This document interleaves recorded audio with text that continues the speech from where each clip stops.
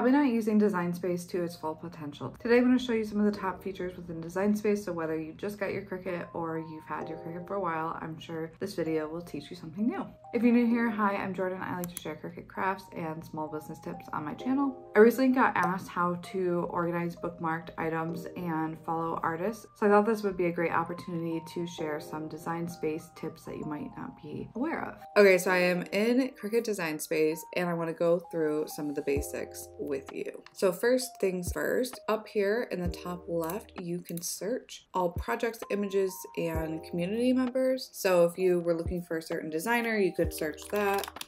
Like if you search me, you can come down here and you'll see people down here. But let's search like birthday card and you'll get the images or projects. The difference is these are projects that community members have made. So you could click it open and you could hit make it or like edit a copy to change the name and then hit make it. But this is like already done for you, ready to go, usually ready to go type of projects. So these are from the community members, these projects down here, and these are images. So you could add this to your canvas if you're searching for multiple things and you're not sure what you want to use.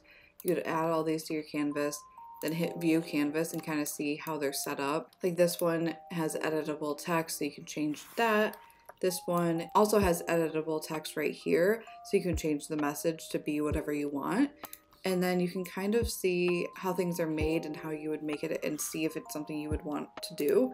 So let's say you liked this design, but you weren't ready to make it. You would hit bookmark. I'm just gonna search for just general birthday. I'm gonna hit view all so I can see all the options. I'm gonna favorite some more of these, or bookmark them, I mean. You can come back to it by hitting your My Stuff icon. And then under My Stuff, you will see your projects bookmarked, ready to make, and all. If you go to bookmarked, these are your bookmarked projects, and these are your bookmarked images. So these are images that when you were searching you found, but these would be like projects from community members that you bookmarked. They just get divided up into two separate sections right there. Now the difference between liking and bookmarking. When you like a project, it just basically tells the designer or person who made it that you liked it, but it doesn't really go anywhere. It doesn't save it to your stuff by hitting like. You have to bookmark it to save it to your stuff. I don't really know what the purpose is other than just telling the person that this is a good project. You can see over here I have multiple collections and you can just hit this button to make a new collection. I am a Cricut Access member, so I can have multiple collections, and I think if you're just a free subscriber you can only have like a couple. I don't really remember. I think it's like 2 or 3 collections you can have, but you can definitely add these 2 collections. If you just were bookmarking it and you hadn't added it to a collection yet, you can just hit the 3 dots right here and hit add to collection and then add it to whatever one you want. So for me, I have projects that I want to share on Design Space and then projects that I have already shared. So these are ones that I'm working in, and these are ones that I've already shared to my profile, so I can just keep them more organized on what's what. Now let's say you wanted to share a profile in Design Space. You would go to the profile of the person you want to share. You would hit these 3 dots and then you would hit share and then copy link.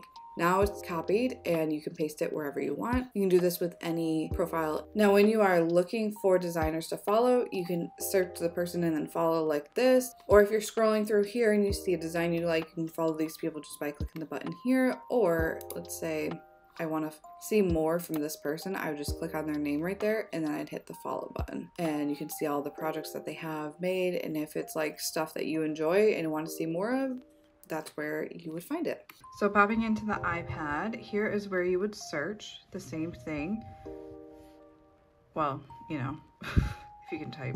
So you can see these are projects, images, if there were fonts called birthday, and then profiles would be the artists and people if you were searching for a certain person.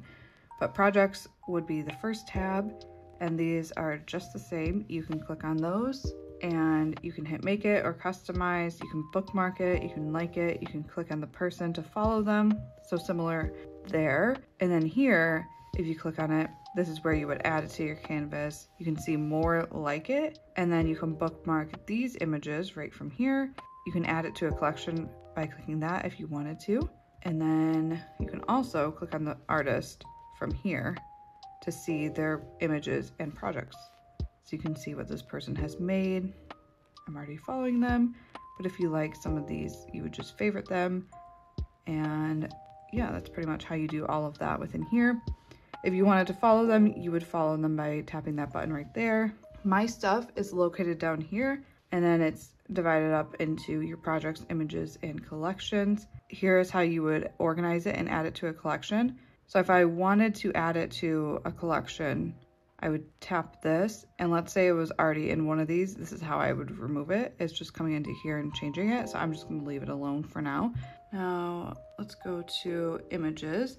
On an iPad, how you would add to your canvas is just by clicking the image and hit add to canvas, hit view to see it on your canvas. And then now you can see it's all right there. You can change the size and everything like that. It's a little bit, I would say it's probably a little bit harder to move these and use it on an iPad versus the desktop, but if this is all you've got, it's not terrible to use. If you wanted to see the layers, you would tap this button, got none selected. So to select layers, you would just go like this, combine and weld. So that's all one layer now. Oh, I do like that you can kind of see the what it was gonna do first. Now I can select all of this, and if I wanted to weld that, I would do the same thing. Combine, weld. It's gonna show you what it's gonna look like, hit done, and there you go. So that's kind of how the basics of using it on your iPad. Now you can see there's 3 layers, and you can turn off each layer so you can know what they look like. I don't really have anything on my iPad that I can use, but let's see if there's anything here. This is irrelevant. It's not really gonna make much sense, but it's a PNG that I had. I selected it from my image library. I'm gonna hit apply. I'm gonna save it as a print and cut. And then that is how you add to your canvas. It's also been added to my images. You'll see that later. And then I can just resize it however I need to. And then if you go back here to images, it should be under uploaded. So that you can see I just added right now. Okay, let's talk buying an image versus having a Access membership. So like I said earlier, I do have an Access membership, and because of that, I don't have to pay for any of these designs. So I can just add these to my canvas, cut it. I don't have to pay for any of that because I've already paid for the membership. All of these images and projects you see in Design Space are free if you have a membership. But let's say you didn't have a membership, you would have to pay 99 cents per design. So maybe you are an occasional crafter, that might work better for you. Maybe you already are a designer and every once in a while you might need something that you can't design yourself. Like this may be more complicated than you can do yourself, so you're gonna just spend the 99 cents. That's one way to do it. But if you do see yourself using more than 5 designs a month, I do think it's worth it just because of everything that you get within the membership. Is just, I don't know, I just think it's so worthwhile to have. It makes it so easy to just be able to find a design and add it to your canvas and be able to cut it. Like you can make a project within a minute and you don't have to download, upload, do any of that messing around. You can see what it's gonna look like beforehand. I just think it's really convenient to have an Access membership. Now, if you're over here, you can filter to editable text and you will see the price of these are increased. Now, this is because there are fonts within Design Space that are free for everyone, and then there are some that are not free. So you would have to pay for the use of the font, or if you went into this and you add it to your canvas, let me just delete this one. Then if you come into here, you could change it from this paid font to a free one, and I think you can search free. This might be free. Oh wait, this has the A. Okay. So let's make it just, I'm gonna change the size of this to 50. So now I've changed it to a font that's free, and when you would go to make it, you would just pay the 99 cents for the image now, instead of $5.98 for the font and image. Share a project to your profile and have it show up over here. You have to make it public. And this means it would be public for everyone in Design Space to be able to see it and make it.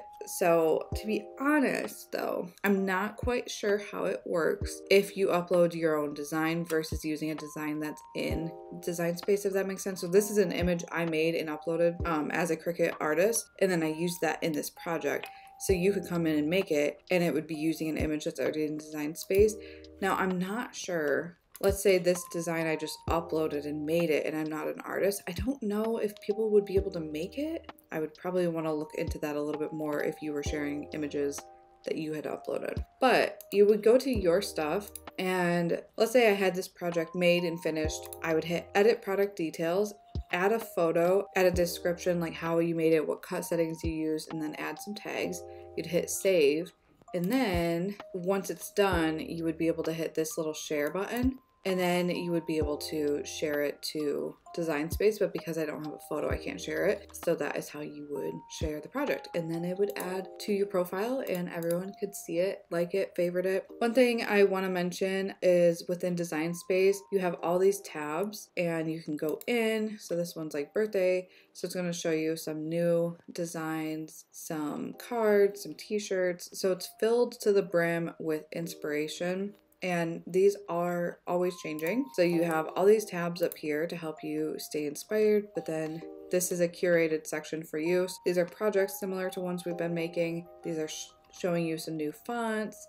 This is getting ready for the new year, and this is always like changing with seasons. Yeah, you can tell that new year, we're getting ready to work out more, organize more. So that's why these things are showing up. Yeah, you can just keep going on and on with the inspiration and following more people. And it's just like, there's a plethora of designs and inspo in here. So I just encourage you, if you haven't, to look through Design Space a little bit and see what they have to offer. So I hope you found this video helpful and maybe you learned a few things about Design Space. If you have any other questions or things I didn't answer, let me know in the comments and I can try to answer to the best of my knowledge. I hope I was able to show you how to use your iPad and desktop pretty easy. But like I said, if there's anything I forgot about, let me know. These are just kind of the basics of some of the things I use quite often.